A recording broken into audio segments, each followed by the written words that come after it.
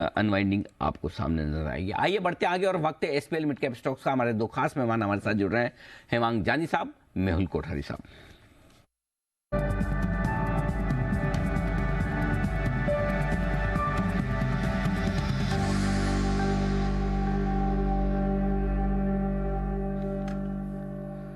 Hemang sir, good morning, स्वागत है आपका। सर शुरुआत करें, बताएं अपनी long term pick. Good morning Anil ji. मेरी लॉन्ग टर्म पिक, पहला जो स्टॉक मैंने चुना है वो केन्स टेक्नोलॉजी है। Mid cap technology but very niche segment में कंपनी काम करती है। वो end to end IoT solution provide करती है और लगातार ये जो इलेक्ट्रॉनिक मैन्युफैक्चरिंग की थीम इंडिया में उभर के आई है उसमें ये कंपनी ने बहुत ही अच्छा काम किया है और लगभग 10 गुना इसकी ऑर्डर बुक पिछले 3 साल में बढ़ी है। और लगातार कंपनी अपनी जो इन्वेस्टमेंट है वो बढ़ा रही है, तो कैपेसिटी में जो एक्सपेंशन हुआ है उसका फायदा मिलेगा। तो ये कंपनी हमें लगता है कि लॉन्ग टर्म पर्सपेक्टिव से डेफिनेटली इसके अंदर निवेश करना चाहिए आज, बिकॉज ब्रॉडर मार्केट वीक है। तो ये स्टॉक भी लगभग 4.5-5% डाउन है, अराउंड 1090 के आसपास। इसके अंदर निवेश किया जा सकता है विद टारगेट प्राइस ऑफ 2400।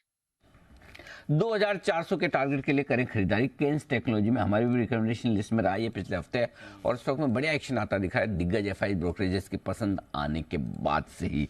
आइए, मेहुल कोठारी साहब जुड़ चुके हैं हमारे साथ। मेहुल जी, गुड मॉर्निंग, बताएं सर आपकी पसंद का share long term. Good morning Anil ji. पहले तो एक छोटा सा अपडेट दे दूं। कल हमने जो पिछले वीक एवलॉन कवर किया था उसका टारगेट आ गया था लॉन्ग टर्म में। तो आज हमारी एक और लॉन्ग टर्म जो पिक है वो है अपोलो पाइप्स। अपोलो पाइप्स, इससे पहले मैं स्टॉप लॉस दे दूं। पहले 610 का स्टॉप लॉस रहेगा, टारगेट 850 का रहेगा।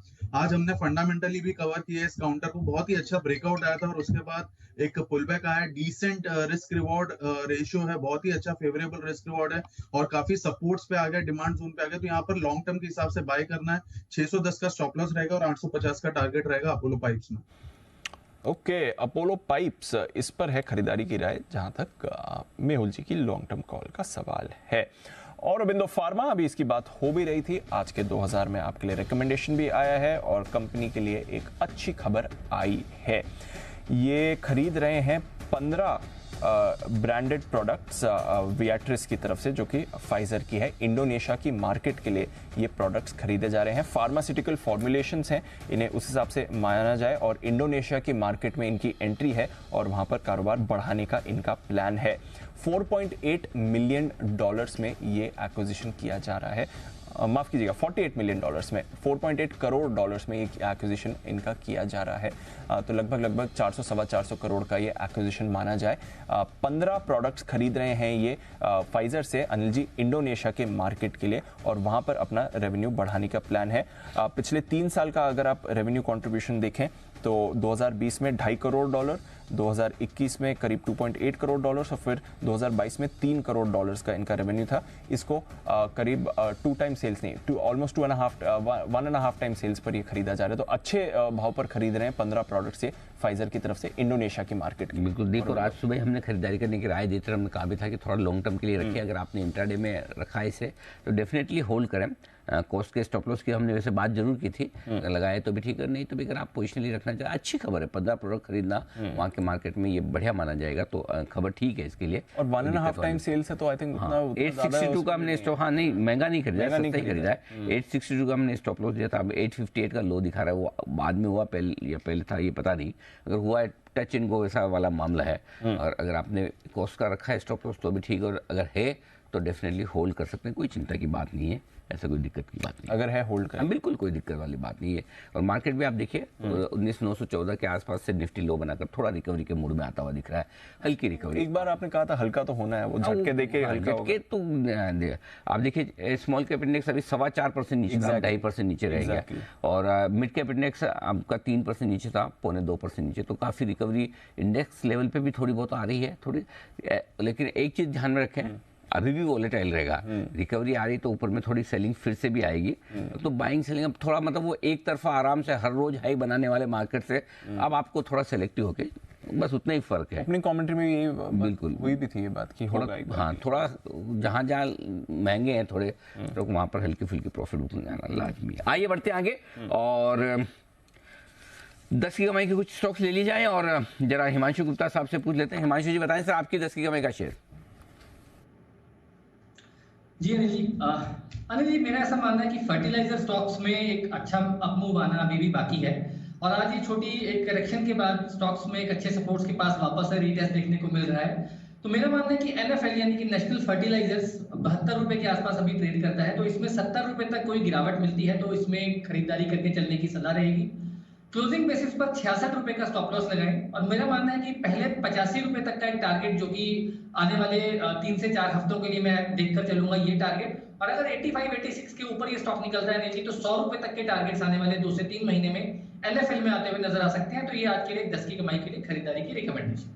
ओके, तो नेशनल फर्टिलाइजर 10 की कमाई के लिए इस पर करें आप खरीदारी। हिमांशु जी की तरफ से आ रही है कॉल, आइए लेते हैं पोजिशनल कॉल्स। हिमांशु सर बताएं आपकी आज की पोजिशनल पिक। मेरी जो पोजीशनल पिक है वो बैंक ऑफ इंडिया है, और पीएसयू बैंक्स और जो छोटे पीएसयू बैंक्स है उसमें लगातार एक अच्छी हमने री रेटिंग देखी थी, और क्वार्टरली नंबर्स में भी जो नतीजे थे काफी अच्छे थे। अगले 1 साल का जो गाइडेंस है वो अच्छा दिया है कंपनी ने डिपॉजिट और लोन ग्रोथ का।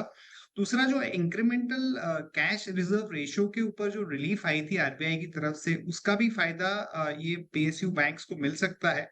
तो हालांकि ये सेक्टर काफी चल चुका है, पर हमें लगता है कि बैंक ऑफ इंडिया में यहाँ से 20% की अपसाइड मिल सकती है। इसका टारगेट प्राइस रहेगा 118।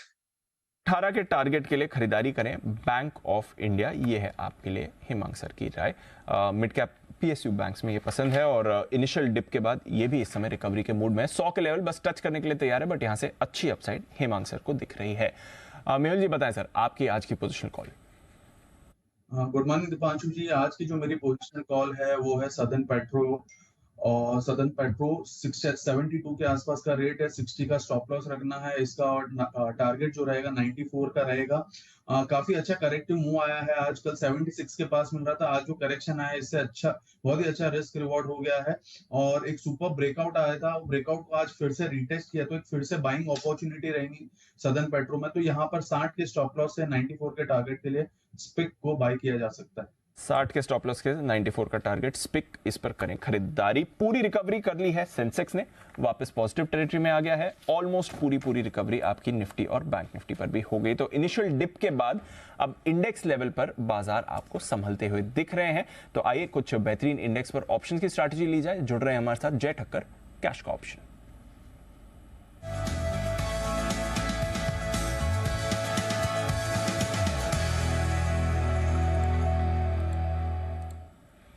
गुड मॉर्निंग जय। आज नए रिकॉर्ड्स बनाने के बाद बाजार थोड़ा वॉलेटाइल हुए हैं, ऊपर से हल्के भी हो चुके हैं। अब बताएं इन लेवल्स पर क्या करना है। निफ्टी बैंक निफ्टी एकदम फ्लैट इस समय ट्रेड कर रहे हैं।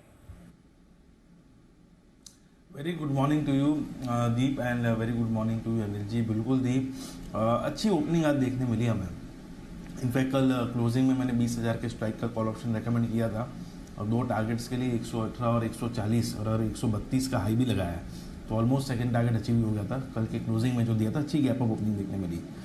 Initially mid and small cap में आज बहुत सेलिंग देखने मिली है, तो डेफिनेटली दबाव ओवरऑल थोड़ा मार्केट से रहा, बट मुझे ऐसा लग रहा है दीप कि बैंक निफ्टी में खास कर आज एक अच्छी स्टेबिलिटी देखने मिल रही है। तो यहाँ पे कल ही की एक्सपायरी का दीप 13 सितंबर की एक्सपायरी का 45,600 का कॉल 153 पे खरीदे, 153 रुपये पर 45,600 के स्ट्राइक का कॉल ऑप्शन बैंक निफ्टी का खरीदे। एंड यहाँ पे जो स्टॉप लॉस लगाना होगा Deep, that can be placed at 67, तो 66 पर स्टॉप लॉस लगाए। टारगेट्स जो ऊपर में है इसके, फर्स्ट टारगेट विल बी 263 263 का, दूसरा टारगेट है 307 का, 263 307, ये 2 टारगेट्स के लिए आप बैंक निफ्टी का कॉल ऑप्शन खरीदे। मुझे लग रहा है कि बैंक निफ्टी की एक्सपायरी अबाउ 45,500 हो, उसकी प्रोबेबिलिटी है कल की expiry. It can go up till the levels of 45,750 800 की रेंज टेस्ट कर सकता है एटलीस्ट, मे बी आज या कल। ये करने के लिए काफ़ी अच्छे चांसेस है। ओवरऑल अगर आप देखें तो bank Nifty definitely underperform किया है निफ्टी, सेंसेक्स और एनी अदर स्मॉल और mid cap index as well. अब यहाँ पे लोअर लेवल्स पर एक अच्छी खरीदारी देखने मिल रही है, और मुझे ऐसा लग रहा है कि 45,500 के ऊपर बैंक निफ्टी का एक्सपायरी हो सकता है कल के ट्रेडिंग सेशन में। ये 45,600 का कॉल ऑप्शन कल की एक्सपायरी वाला है या अगले हफ्ते? कल ही की एक्सपायरी का जी, 13 सितंबर की एक्सपायरी का, कल की एक्सपायरी का। ओके, कल की वो 13 सितंबर वाला मुझे लगा बहुत दिनों बाद आएगी, कल बोलते तो तुरंत ऐसा लगता कल ही आने वाली है। ओके, कल ही की एक्सपायरी का है। ओके, हाँ, मैं एकदम फिर क्या डेट याद रखनी पड़ती ना, आज कितनी अभी तो है। सर हर एक्सपायरी के लिए करना पड़ेगा। अरे भाई साहब पूछो मत, ये तो जय हो कि कैसे याद रखते हैं 5 दिन अलग अलग एक्सपायरी का। हम तो और सब पर ट्रेड भी करते हैं जय। हाँ। मतलब कॉल्स तो आती है उनकी सब मेरे ख्याल से सेंसेक्स पे कॉल देने वाले अभी तक पहले हैं। जय अकेले हमारे एक्सपर्ट हैं Yes, sir. जिन्होंने सेंसेक्स पे भी फ्यूचर्स में ऑप्शंस में कॉल दी है। आइए आज बैंक निफ्टी पर खरीदारी करने के लिए आए, कल की एक्सपायरी वाला 45,600 का कॉल ऑप्शन पर। और जय आपको बताया ना कि आज बैंक में फिन निफ्टी की एक्सपायरी है आज। हाँ अनिल जी, आज फिर निफ्टी की एक्सपायरी बिल्कुल अनिल जी, और मुझे याद फिन निफ्टी पर भी कॉल देने की उसमें भी अनिल जी कुछ मौका लगा तो मैं दे ही दूंगा। हाँ दे ही देना, मतलब इसीलिए याद दिलाया। ओके, और इस बीच फिर से 20,000 के ऊपर निफ्टी आता हुआ दिख रहा है और निचले स्तर से 100 पॉइंट की स्मार्ट रिकवरी आई है। 19,914 से 20,014 है, एग्जैक्टली 100 पॉइंट रिकवर होता हुआ दिख रहा है निफ्टी। और 45,400 से वापस से 45,600 200 पॉइंट रिकवर होता दिख रहा है। तो दीप आज का जो पहला सपोर्ट रेंज था एग्जैक्टली 45,225 से 45,375 वहीं से घुमा है। एक वजह चाहिए थी वो हल्के वो होने। फर्स्ट सपोर्ट लेवल से घूम रहा है। हाँ बिल्कुल, तो वो नेचुरली वहां से एकदम निफ्टी तो इनफैक्ट 865 तक भी नहीं आया, 900 से ही घूम गया एक तरह से, 915 से। तो थोड़ी रिकवरी आती दिखी। चलिए, काफी लोगों को रिलीफ डेफिनेटली मिली होगी। 2% स्मॉल कैप इंडेक्स अब भी नीचे है और मिड कैप इंडेक्स 1.5% नीचे है। तो थोड़ी कमजोरी इन्होंने भी कम जरूर की है, ये कह सकते हैं। बेटर दिख रहा है, अभी 4% से आधा हो गया, 2%। कम खराब दिख रहे हैं, कम खराब दिख रहे हैं। हाँ कम खराब दिख रहे हैं, कम खराब दिख रहे हैं। तो कोई बात नहीं, चलता है, पार्ट ऑफ लाइफ है। तो रोज बढ़ेंगे नहीं, रोज घटेंगे नहीं, ये भी ध्यान है। और ये इंडिया सीमेंट 8.5% नीचे था, अभी 3.5% हो गया। मतलब गजब की वॉलेटिलिटी आ रही है इनका। ये वो क्या कहते हैं जो बिना सेंस वाले ट्रेड हैं, पैनिक वाले, ग्रीड एंड फियर वाले ट्रेड है। डर लगा, अरे दे दो और ले लो। तो आराम से शांति से, कभी कभी कुछ ना करना कुछ करने से बेहतर होता है। जो है आराम से रखें, रिव्यू कर लें कि स्टॉक की क्वालिटी आपके पास ठीक है, अगर है कोई दिक्कत नहीं। एनीवे, इसके लिए हमारे पास 10:30 बजे का टाइम है। 10:30 बजे हमारा एक स्पेशल शो आ रहा है। हम आपके लिए फोन लाइन खोल रहे हैं और हमने आज स्पेशल शो का आयोजन किया है कि निफ्टी 20,000 पर है। और अगर आपके जहन में कोई भी सवाल है, आप कोई भी सवालों के जवाब जानना चाहते हैं, तो हम आपके लिए लेकर आ रहे हैं निफ्टी एट 20,000, 20,000 पर 20 सवाल। हैशटैग का इस्तेमाल करें, हैशटैग आस्क अनिल सिंह जी। आप अपने सवाल पूछिए। फ़ोन नंबर भी आपकी स्क्रीन पर है, 022 मुंबई का कोड नंबर है, 23001635। इस पर फ़ोन करके भी आप अपने सवाल पूछ सकते हैं। काफ़ी सवाल आ रहे हैं, इंटरेस्टिंग सवाल आ रहे हैं। हम सारे सवालों के जवाब देंगे आपको इस खास शो में। मैं और दीप होंगे आपके साथ। आइए बढ़ते आगे, वक्त न्यूज़ पर यूज सेगमेंट का, और बात करेंगे हम एक नई कंपनी की जिससे पहली बार हम आपकी करवा रहे हैं मुलाकात। IPO खुल रहा है बाजार में कल, RR काबिल।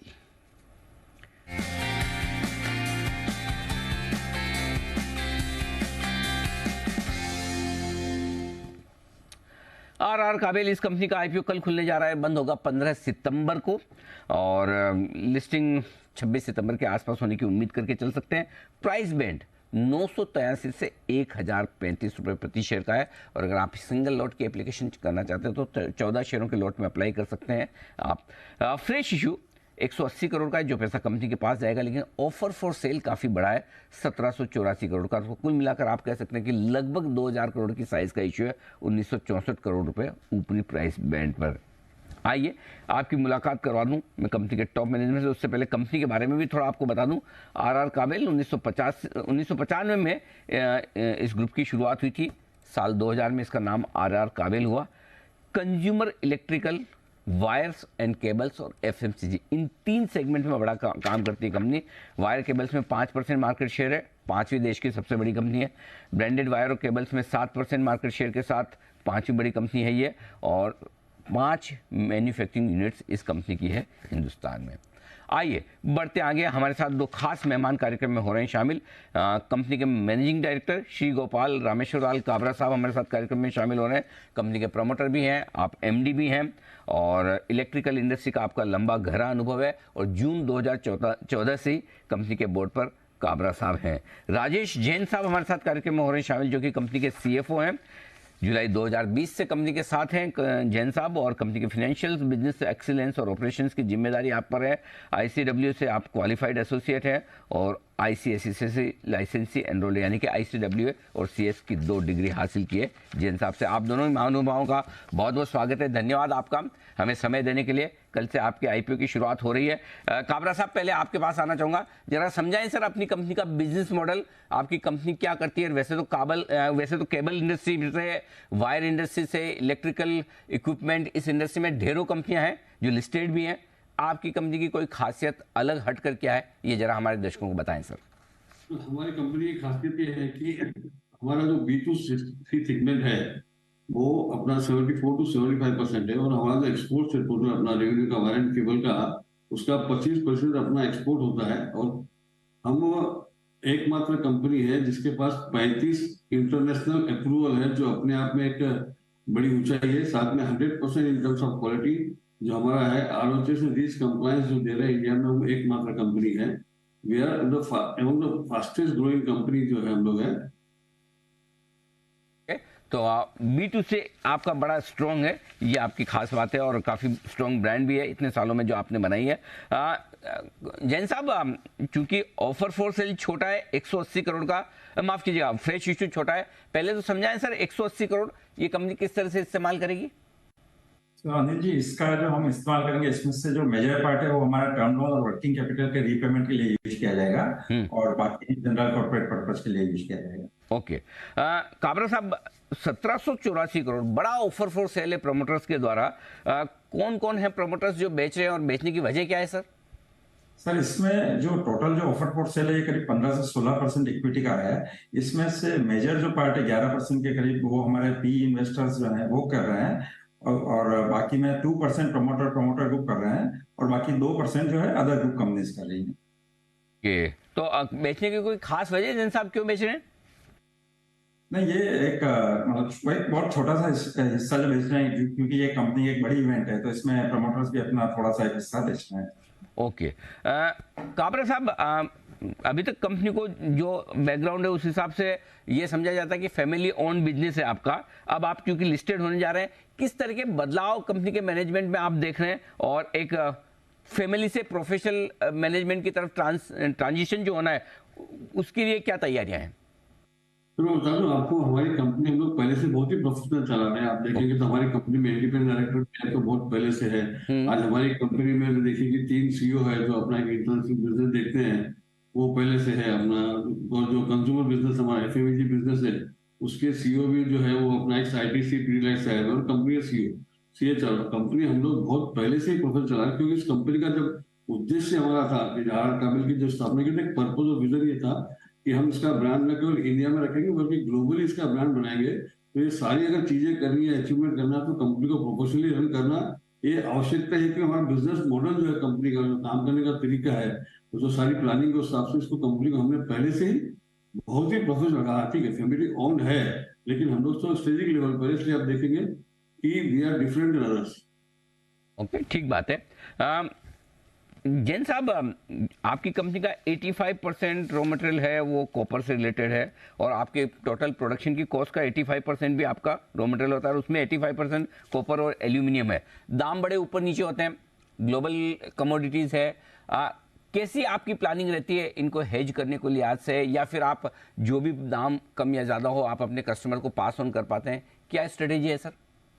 सर, इसमें ऐसा होता है कि जैसे जो हमारा एक्सपोर्ट जो है करीब 25% एक्सपोर्ट है, वहाँ हम 100% बैक टू बैक कवर करते हैं। जिस रेट में हम बिक्री करते हैं उसी रेट में हम खरीद भी लेते हैं। इसी तरह जो डोमेस्टिक जो बिजनेस है वहाँ पे भी इसमें जब भी हमारी रॉ मटेरियल प्राइस में प्लस या माइनस का 3% से ज्यादा या कम का मूवमेंट होता है, तो वो हमारी सेल प्राइस भी चेंज करते हैं। इस तरह एक थोड़े टाइम गैप के साथ हम अपने कंज्यूमर को जो प्राइस का जो है वो पास ऑन करने की कैपेबिलिटीज रखते हैं। ओके, एक सवाल काबरा साहब आपसे है, क्योंकि आपकी कैपेसिटी यूटिलाइजेशन ऑलरेडी 70-75% के आसपास चल रही है। अब आगे फ्यूचर ग्रोथ किस चीज़ से आएगी। क्या जो आप 75% की कैपेसिटी को 100% ले जाएंगे उससे आनी है, या फिर कुछ नए कैपेसिटी आप बढ़ा रहे हैं, एक्सपांशन कर रहे हैं, कैपेक्स कुछ है आपके पास। तो हम लोग उसमें कैपेक्स कर रहे हैं, लेकिन देखिए 75% के आसपास, जो 70% के आसपास कैपेसिटी यूटिलाइजेशन है, वो अपने आप में बहुत अच्छा होता है। क्योंकि इसमें जो कैपेसिटी जो दिखाते हैं वो एक समझो वायर बनाते केवल, अगर मैं एक ही साइज का वायर और एक ही कलर का बनाऊंगा तो ये होता है। लेकिन इसमें काफी सारे चेंजेस भी रहते हैं, साइज में रहता है, कलर में रहता है, वेराइटीज में रहता है। तो इस इंडस्ट्री में अगर 65% तक भी अगर कैपेसिटी रहती है तो काफी समझ होता है। तो हमारे आने वाले जो 2 साल में है वो हमारा एक्सपेंशन जो है हमने दिया हुआ है कि 500 करोड़ रुपए का जो एक्सपेंशन है ये FY24 और FY25 में होगा। ओके, 500 करोड़ का एक्सपेंशन आ रहा है, उससे ग्रोथ आएगी। तो जैन साहब 500 करोड़ का एक्सपेंशन है और 400 करोड़ की आपकी करीबन ऑलरेडी बोरोइंग्स है, राइट? ये एक्सपेंशन के लिए भी कुछ और उधार पैसे लेके कर रहे हैं या फिर इंटरनल अक्रूवल से काम चल जाएगा? साथ ही ये जो बोरोइंग्स है उसको कोई कम करने का इरादा? सर जो अभी जो ये बोरोइंग के लेवल है ये काफी अच्छे हैं। मतलब अगर आप हमारे बिजनेस के साइज को देखेंगे और वर्किंग कैपिटल साइकिल है वो अच्छा है। और जहां तक ये एक्सपांशन की बात है, इसका जो हमारे इंटरनल एक्रूवल्स होंगे उससे रिक्वायरमेंट मीट हो जाएगी और इसके लिए कोई नया लोन लेने की हमें जरूरत नहीं पड़ेगी। ओके, ये आपके लिए चलिए बढ़िया है कि कम से कम आप एक्सपेंशन के लिए और लोन लेने की जरूरत आपको नहीं पड़ेगी। काबरा साहब, एक चीज और मैं देख रहा था, आपके प्रोमोटर ग्रुप में बहुत सारे फैमिली मेंबर्स हैं, ब्रदर्स भी हैं। क्या किसी तरह का कोई बाद में इनकी तरफ से या फिर आपके जो दूसरे प्राइवेट इक्विटी इन्वेस्टर्स है, TPG वगैरह, ये कोई आगे चलते हुए स्टेक सेल करने का इरादा रखते हैं नियर फ्यूचर में? प्रोमोटर ग्रुप का तो कोई नहीं है फैमिली का। TPG तो अभी प्राइवेट इक्विटी कंपनी, उनका डिसीजन उनका ही रहेगा सर, उनके बारे में मैं नहीं बोल सकता। ठीक बात है, लेकिन फिलहाल ऐसा कोई आपकी नॉलेज में नहीं कि तुरंत वो लिस्टिंग के बाद बेचने का सोचे, वैसा नहीं है, राइट? ओके, चलिए कोई बात नहीं। ओके, 6 महीने का उनका लॉक इन पीरियड है। अच्छा, 6 महीने का लॉक इन पीरियड, तो एटलीस्ट कम से कम आपको ये पता है कि 6 मंथ तक तो वो रहेंगे, उसके बाद ही देखेंगे। एक और चीज जो मैं आपसे जानना चाहता हूँ, आपका कितना फोकस लोकल मार्केट्स पर है जैन साहब और कितना एक्सपोर्ट मार्केट पर है, और फ्यूचर में किस तरह का प्रोपोजिशन आपका रहेगा रेवेन्यू का लोकल और इंटरनेशनल मार्केट से? सर अभी आप हमारा अभी तक का इतिहास देखें तो हमारा एक्सपोर्ट और डोमेस्टिक दोनों में ही इक्वल ग्रोथ रहा है। काफी फोकस रहे हैं हम। जहाँ पे डोमेस्टिक की करें तो यहाँ पे हमारा वायर केबल पे इक्वल फोकस है। सेम पे एक्सपोर्ट में भी हम हर थोड़े समय में कंट्री दर कंट्री बढ़ाए जा रहे हैं। तो फोकस न सिर्फ राष्ट्रीय बट अंतर्राष्ट्रीय बाजार पे भी रहेगा और कॉपर में भी वायर और केबल दोनों हर फील्ड पे हमारा इक्वल फोकस रहेगा। Okay, perfect. तो ये आपके लिए पूरा का पूरा आगे फोकस का। काबरा साहब और जैन साहब, बहुत बहुत धन्यवाद सर, आपने समय दिया, अपनी कंपनी के बारे में और IPO के बारे में हमारे दर्शकों को जानकारी दी। कल से आपका IPO खुलने जा रहा है, हमारी शुभकामनाएं आपके IPO से आपके लिए और आपके इन्वेस्टर्स के लिए अच्छी वेल्थ बने, ऐसी हमारी शुभकामनाएं। बहुत बहुत धन्यवाद सर। Thank you sir. आइए बढ़ते आगे और शॉर्ट टर्म पिक्स का वक्त है। हेमांग सर तैयार है अपनी शॉर्ट टर्म पिक के साथ। हेमांग सर बताएं।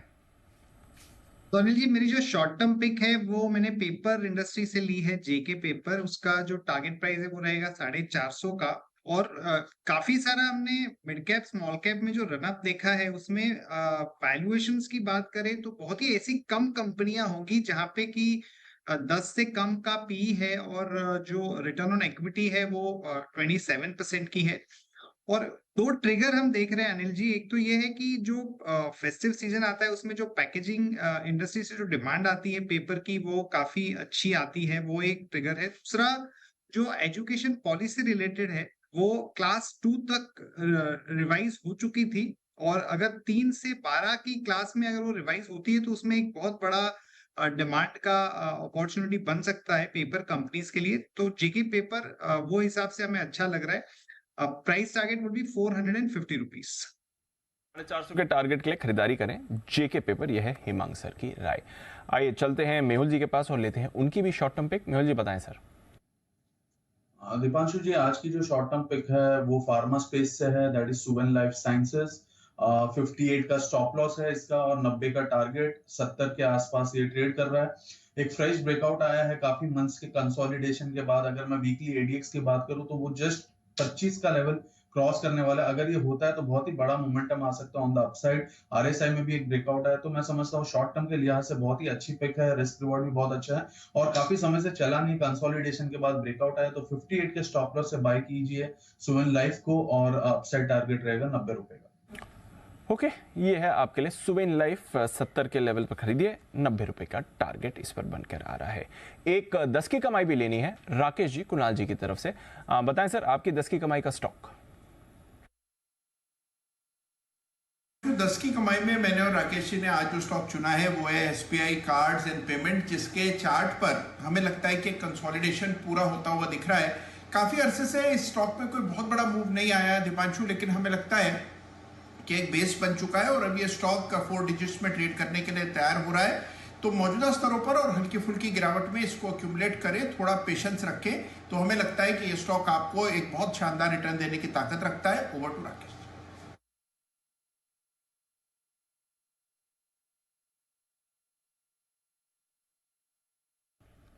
राकेश जी बताना चाहते हैं या कुणाल जी सब कुछ बोल चुके हैं? जनरली आप कहते हैं ना कुणाल जी ने सब कुछ बता दिया, मेरे लिए कुछ छोड़ा नहीं।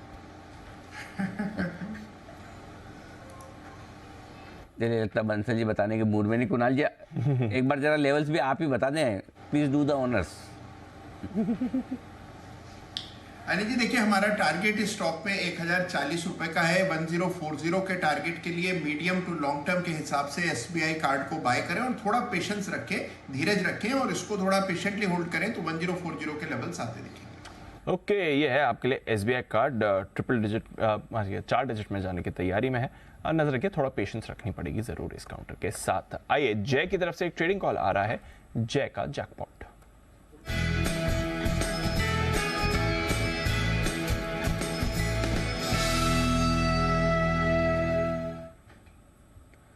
बताएं जय। दीप, सन फार्मा का 1140 के स्ट्राइक का कॉल खरीदना है। 1880 ये रेंज पर मिल रहा है। 18.5 18.80 के रेंज में खरीदे। सन फार्मा का 1140 के स्ट्राइक का कॉल ऑप्शन। यहाँ पे एक अच्छा हमें ब्रेकआउट आते हुए देखने मिल रहा है। टेक्निकली अगर डेली चार्ट्स पर देखें तो क्लियरली एक फॉलिंग चैनल का ब्रेकआउट है। हायर टॉप्स हायर बॉटम देखने मिल रहा है। मोमेंटम में शॉर्ट टर्म में क्लियर रिवर्सल देखने मिल रहा है, जिसके कारण मुझे ऐसा लग रहा है कि रीसेंट हाइज जो बने थे दीप लगभग 1170 के आसपास के, वो लेवल्स निकल जाएंगे। अभी 1145 के आसपास है स्पॉट में। एंड टारगेट्स इसके मिनिमम बन रहे ऊपर 1200 रुपये के। सो 1200 के अगर टारगेट्स बन रहे तो डेफिनेटली 1140 के कॉल में एक अच्छी बढ़त आपको देखने मिलेगी। शॉर्ट टर्म में जो टारगेट्स मुझे लग रहे अपसाइड पोटेंशियल जो लग रहा है वो 33 रुपीज़ का है फर्स्ट टारगेट। Second is 45। सो 33 से 45 ये दो टारगेट्स के लिए खरीदे। सन फार्मा के 1140 का call around the levels of 18.5 18.80 and stop loss जो नीचे रहेगा दीप दैट वुड बी एट 12.5। 12.5 रुपये का एक स्टॉप लॉस लगा के इसको खरीदने की सलाह है। अच्छी तेजी यहाँ पे आते हुए देखने मिल सकती है। डिफेंसिव्स चलेंगे डेफिनेटली अगर मार्केट ऐसा साइडवेज हो जाता है तो। और फार्मा में एक अच्छा मोमेंटम देखने मिला था दीप, थोड़ा प्रॉफिट बुकिंग हाई लेवल से आया, but I think Sun Pharma is one stock जिसमें फिर से एक रिवर्सल आ चुका है। सन फार्मा, इस पर रखिए नजर। आज सुबह भी इस पर आपके लिए रिकमेंडेशन आ चुकी है सुमित जी की तरफ से, उन्हें पसंद आ रहा है और स्टॉक में एक्शन है। अब जय की तरफ से एक ऑप्शंस का भी कॉल आ रहा है। हम भी तैयार हैं अनिल जी, एक खास शो आ रहा है। हाँ, फिलहाल हमारे आज एक्सपर्ट को आधा घंटे जल्दी विदा लेने का वक्त है और क्योंकि उसके तुरंत बाद हम आपके लिए एक विशेष शो लेकर आ रहे हैं। 20,000 पर 20 सवाल, 20,000 पर 20 सवाल विशेष शो मेरे दीप के साथ देखिएगा जरूर। फिलहाल कुणाल जी, राकेश जी, हिमांशु जी, दिल्ली के तीनों महानुभावों का बहुत बहुत धन्यवाद। सुमित जी को आधा घंटे जल्दी छुट्टी मिलने की खुशी आप उनके चेहरे पर देख सकते हैं। स्माइल धीरे धीरे बढ़ती हुई। सुमित जी करेंगे क्या आधा घंटा जल्दी जाके? अब क्या करेंगे? मतलब how will you use this time? जाने की खुशी नहीं है, एंडिंग नोट पे स्माइल के साथ एंड करना है ताकि नहीं ये एंड तो हमेशा करता है। इतनी खुशी तो पहले कभी देखी नहीं अलग वाली थी। वो कौन सी पिक्चर थी ना जिसमें गोविंदा और सलमान खान दोनों होते हैं? इतनी खुशी, हाँ पार्टनर, इतनी खुशी, वो वैसी वाली खुशी आपके आ रही है। अच्छा, कुणाल जी कुछ कहना चाहते हैं आपको? जी कुणाल जी।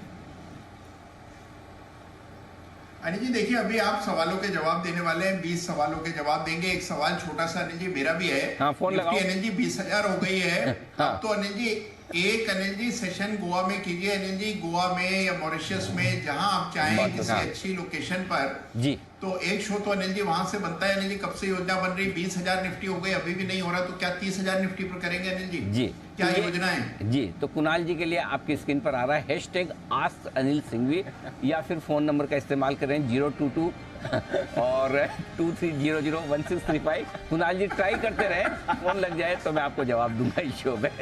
लेते हैं छोटा सा ब्रेक, लेकिन ब्रेक में जाने से पहले हमारे सभी एक्सपर्ट से लेंगे विदा।